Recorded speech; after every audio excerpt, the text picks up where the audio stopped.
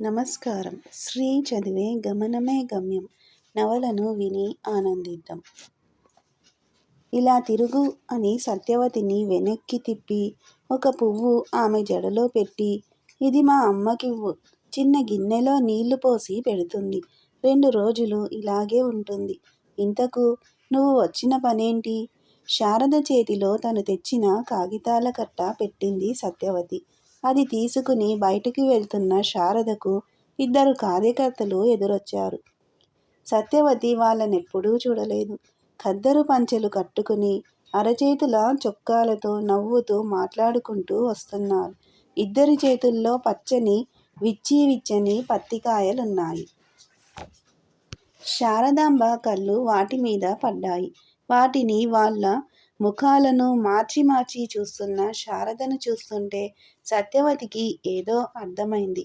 ఇప్పుడేం జరుగుతుందో చూద్దాం అనే కుతూహలంతో 4 అడుగులు బయటికి వేసింది. ఏంటా కాయలు? అనుమానంగా అడిగింది శారద. పత్తికాయలు డాక్టర్ గారు. పత్తి చేల కడ్డంబడి వచ్చాంలేండి. ఈ సంవత్సరం పత్తి బాగా అవుతుంది. చెట్టు నిండా కాయలే. ఏం లాభం? రైతుకి రూపాయి రాదు. శారద కఠినంగా అంది. ఏం ఎందుకు రాదు?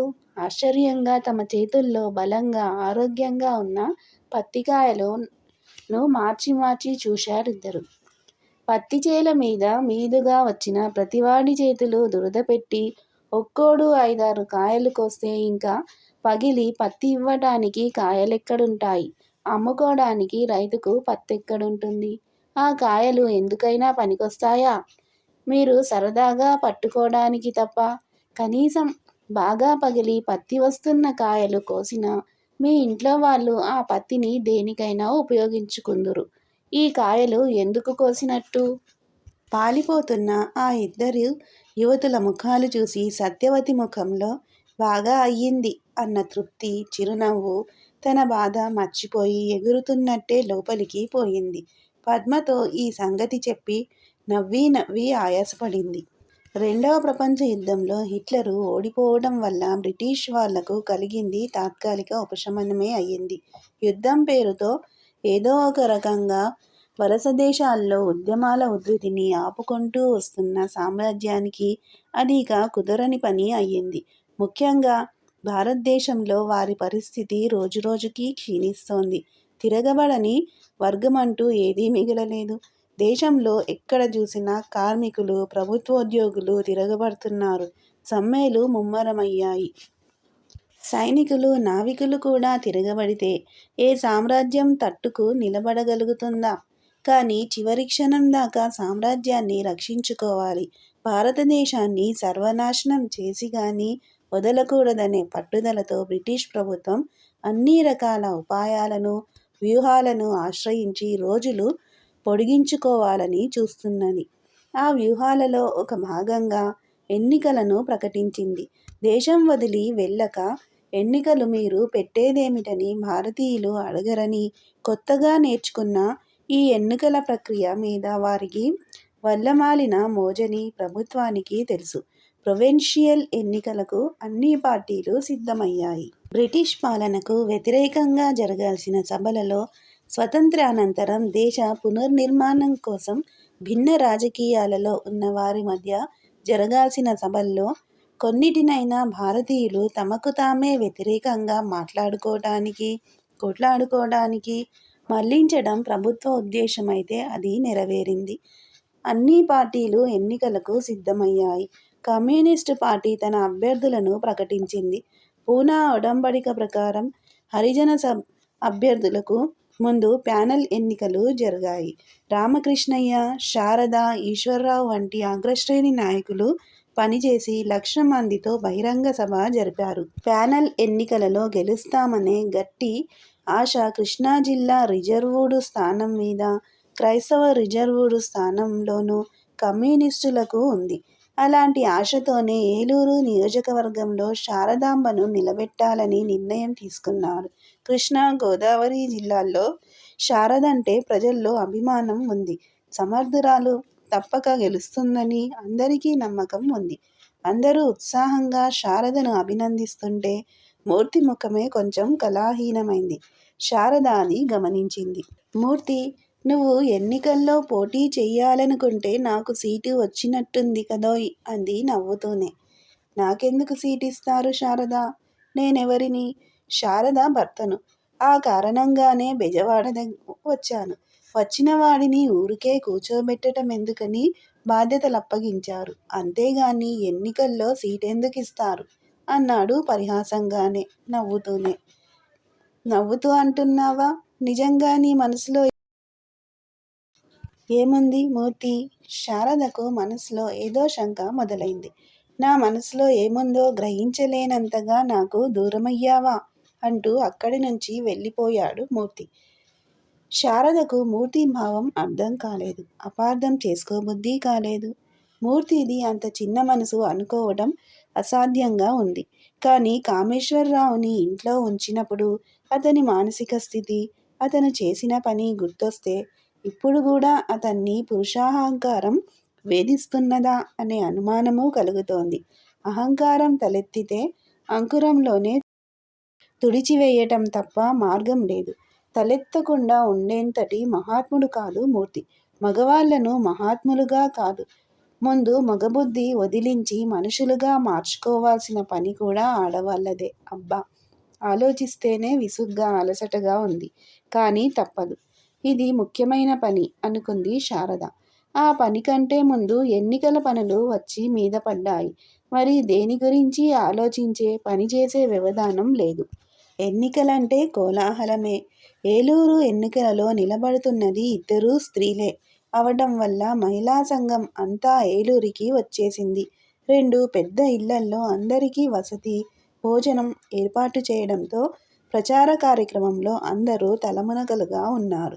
ఇంటింటికి తిరిగి ప్రచారం, పేటల్లో మీటింగులు, 15 రోజులకోసారి చొప్పున నెల రోజుల్లో 3 బహిరంగ సభలు. శారదాంబ బృందమే పకడ్బందీగా ఎన్నికల ప్రచారం జరిగే పద్ధతంతా ప్లాను చేసుకున్నారు. శారద అంటే మహిళా సంఘం వాళ్ళందరికీ గౌరవం, ప్రేమ. అందరినీ ఏమోయ్ అంటూ చనువుగా కలుపుకుపోయే శారదలో నాయకురాలు, స్నేహితురాలు కూడా వాళ్లకు కనిపించి ఆమెకు అతుక్కుపోయారు. పాటలు, నినాదాలు తయారైపోతున్నాయి. అప్పటికప్పుడు కాంగ్రెస్ నుంచి పోటీ చేస్తున్న అభ్యర్థికి మహిళా సంఘం అంటూ ప్రత్యేకంగా లేదు. పెద్ద నాయకులు, మగవాళ్లే ప్రచారంలో కనిపిస్తున్నారు. ఆడవాళ్లు చనువుగా ఇళ్లలోకి వెళ్ళడం, మంచి చెడ్డ మాట్లాడడం, పోషకాహారం గురించి చెప్పడం, శారద వెళ్ళిన చోట తల్లి పిల్లల ఆరోగ్యం గురించి విచారించి సూచనలివ్వడం, వీటన్నిటితో శారద గెలుపు ఖాయమని అందరికీ అనిపించింది. మొదట్నుంచి కమ్యూనిస్టులంటే పడని ములుకోల పత్రికకు ఇది కంటగింపైంది. వెంటనే శారదాంబ కాంట్రాక్టు పెళ్లి అంటూ ప్రత్యేక కథనం ఒకటి ప్రచురించింది. కాంగ్రెస్ పార్టీ వాళ్ళు దానిని కరపత్రాలుగా మార్చి ఇంటింటికి పంచిపెట్టారు. రాజమ్మ, రాజేశ్వరి, ఉమ, విమల మరో 6 కలిసి ఇంటింటి ప్రచారం చేస్తుండగా ఒక ఇంట్లో వాళ్ళు ఈ కరపత్రాలు చూపించి దీని సంగతేమిటి అని అడిగేసరికి 2 నిమిషాలు అందరూ నిశ్శబ్దమైపోయారు. వెంటనే తేరుకుని, ఇట్లాంటి రాతలు డాక్టర్ గారి గురించి రాసిన వాళ్లకు మీరు ఓటెయ్యాలనుకుంటే వెయ్యండి. స్త్రీలను గౌరవించడం తెలియని పార్టీని ఎన్నుకోవాలంటే ఎన్నుకోండి. పుకార్లను నమ్మొద్దని చెబుతుంటే ఆ ఇంటావిడ రాజమ్మను ఆపేసింది. అదంతా తర్వాత సంగతమ్మాయ్. పుకార్లని మీరంటున్నారు. నిజాలని కాంగ్రెస్ వాళ్ళు ఈ కరపత్రాలు పంచిపెట్టి వెళ్లారు. నాకొక్కటే సమాధానం సూటిగా చెప్పండి. డాక్టరమ్మ గారి భర్తకు అంతకు ముందే పెళ్ళయిందా లేదా? పిల్లలున్నారా లేదా? నలుగురు ముఖాముఖాలు చూసుకున్నారు. రాజమ్మ ధైర్యంగా ఉన్న విషయం చెబుదామని నిర్ణయించుకుంది. అంతవరకు నిజమేనండి. డాక్టర్ గారి భర్తకు అంతకు ముందే పెళ్ళయింది. అది చిన్నతనంలో జరిగిన పెళ్ళి. రాజమ్మ మాటల్ని మధ్యలో ఆపేస్తూ ఇంటి యజమాని కాబోలు అడ్డు వచ్చాడు. మేమందరం చిన్నతనంలో పెళ్ళిళ్ళు చేసుకున్న వాళ్ళమే. ఇప్పుడు నదురుగా ఇంకో మనిషి కనిపిస్తే పెళ్లి చేసుకుంటే ఇదిగో ఈవిడ ఏమైపోతుంది? అదట్లా ఉంచండి. కొందరు మగవాళ్ళు 2 పెళ్ళిళ్ళు చేసుకుంటారు. ఎవరినైనా ఉంచుకుంటారు. అది వాళ్ళిష్టం. మీ డాక్టరమ్మ ఆ ప్లీడరు గారిని సాంప్రదాయ ప్రకారం సప్తపది మంగళసూత్ర ధారణతో వివాహం చేసుకుందా. అట్లా జరిగి ఉంటే అందులో విడ్డూరం లేదనుకునే వాళ్ళం. ఈ కాంట్రాక్టు పెళ్ళేమిటి? కాగితాలు రాసుకుంటే సరిపోతుందా? అది మాకు అర్థం కావటం లేదు. అంతకంటే డాక్టరమ్మ గారిని మద్రాసు ప్లీడరొక ఆయన ఉంచుకున్నాడంటే బాగా అర్థమవుతుంది.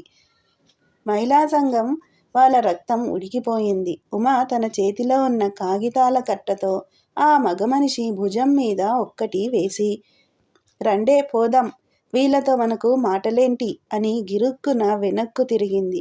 మిగిలిన వాళ్ళు చీచీ ఏం మనుషులు అంటూ బయటికి నడిచారు. మీ అఘాయిత్యం గూలా, ఆడవాళ్ళేనా మీరు? చెట్టంత మగాడి మీద చెయ్యి చేసుకుంటారా అంటూ ఇంట్లో వాళ్ళు చేస్తున్న గోల వెనుక నుంచి వినబడుతూనే ఉంది. ఇది తెలిసి శారద ఆలోచనలో పడింది. ఇంటింటికి వెళ్ళి ఈ ప్రచారం నీచమైనదని చెప్పడం వల్ల సమయం వృధా తప్ప ప్రయోజనం ఉండదు. అందరికీ ఒకేసారి సమాధానం ఇవ్వాలి. ముఖ్యంగా కాంగ్రెస్ పెద్దలకు. ఎలా, ఎక్కడ, ఎప్పుడు? శారద ఆలోచనల తీవ్రత గుర్తించినట్లు ఆ సమయం రానే వచ్చింది. ఆ రోజు కాంగ్రెస్ వాళ్ళు బహిరంగ సభ పెట్టారు. పెద్ద చిన్న నాయకులంతా వేదిక ఎక్కుతారని వాళ్ళు వేసిన కరపత్రం చూస్తే తెలిసింది. శారదకు తన కర్తవ్యమేమిటో కూడా అర్థమైంది. హుషారుగా లేచింది. నవ్వుతూ వస్తున్న శారదను చూసి ప్రచారం చేయడానికి బయలుదేరుతున్న ఆడవాళ్ళంతా ఆమె చుట్టూ చేరారు. ఇవాళ సాయంత్రం మనం ఇంటింటి ప్రచారానికి వెళ్ళటం లేదోయ్. ప్రోగ్రాం మారింది. ఎందుకు? ఏం మారింది? ఎక్కడికి వెళ్దాం? ఏం చేద్దాం? అందరూ కుతూహలంగా ఆత్రంగా అడిగారు. కాంగ్రెస్ మీటింగుకోయ్. శారద ఉత్సాహంగా చెప్పిన మాటలకు అందరూ విస్తుపోయారు. కాంగ్రెస్ మీటింగ్కా? మనమా? అవును, మనమే. వెళ్దాం. చూద్దాం ఏం జరుగుతుందో. మీరేం కంగారు పడకండి. అంతా నే చూసుకుంటాను. మీరు సభకు వస్తే చాలు. శారద ఏదో మంచి ఆలోచనే చేసి ఉంటుందని అందరూ నమ్మారు. ధీమాగా తమ పనులకు తాము వెళ్ళిపోయారు. సాయంత్రం ఎంత తొందరగా వెళ్దామన్నా అందరూ తెమిలేసరికి ఆలస్యం అవనే అయింది. శ్రీ ఛానల్ ఆడియో నవలను వింటున్నందుకు ధన్యవాదములు.